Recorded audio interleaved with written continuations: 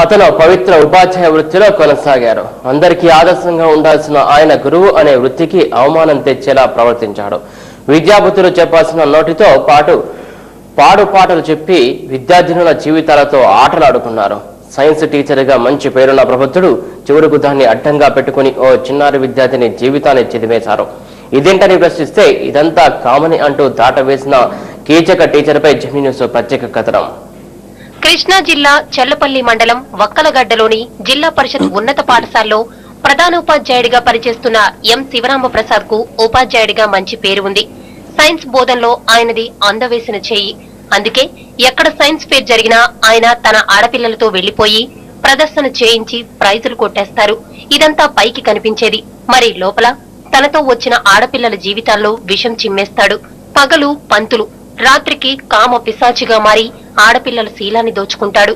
అలానే ఓ 8వ తరగతి చదువుతున్న ఓ బాలికపై కన్నేశాడు. ఆ తర్వాత కాటేశాడు. ఆ పిల్లను చివరకు తన 6 కోరికలు తీర్చే యంత్రంగా మార్చేశాడు. అలా 3 సంవత్సరాలు తన వాంఛను పశువుల ఆ పిల్లపై తీర్చుకున్నాడు.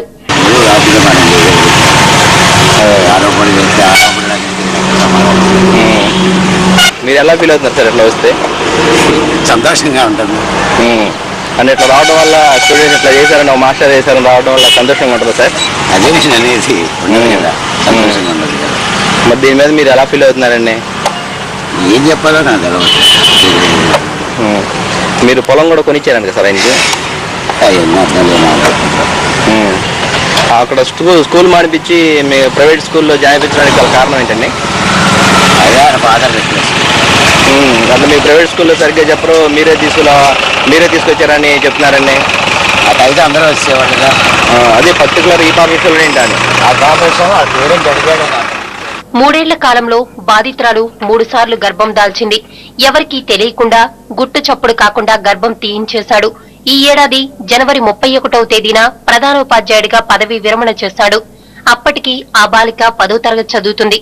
తాను పాఠశాల నుంచి బయటకు వెళ్తే ఇక ఆ బాలిక తనకు దొరకదని భావించి ఆమెను కూడా పాఠశాల మాన్పించి తనతో పాటు తీసుకెళ్లి ప్రైవేట్ కాన్వెంట్ లో చేర్పించి పరీక్షలు మాత్రం జిల్లా పరిషత్ పాఠశాల నుంచే రాయించాడు.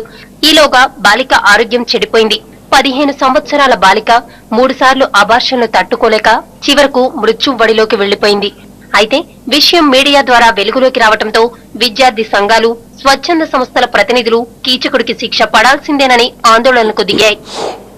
8వ తరగతి చదువుతున్న విద్యార్థిని గత 5 సంవత్సరాలుగా లైంగిక వేధింపులకు గురి చేస్తూ ఆ అమ్మాయికి అనేక రూపాల్లో అంటే 3 సార్లు కూడా అబార్షన్ చేయించారని చెప్పేసి తల్లిదండ్రులు తెలియకుండా ఉదాంతాలు అనేక ఛానల్స్ టీవీల్లోనూ అదేవిధంగా న్యూస్ పేపర్లోనూ వచ్చాయి. కాబట్టి ఇలాంటి ఉపాధ్యాయుడి మీద రాష్ట్ర ప్రభుత్వం సిబిసిఐడి ఎంక్వైరీని ఏర్పాటు చేయాలి. ఈరోజు విద్యార్థికి న్యాయం జరిగే వరకు దశల వారీగా ఆందోళన నిర్వహిస్తామని చెప్పేసి ఎస్ఎఫ్ఐ సభాముఖంగా తెలియజేస్తా ఉంది.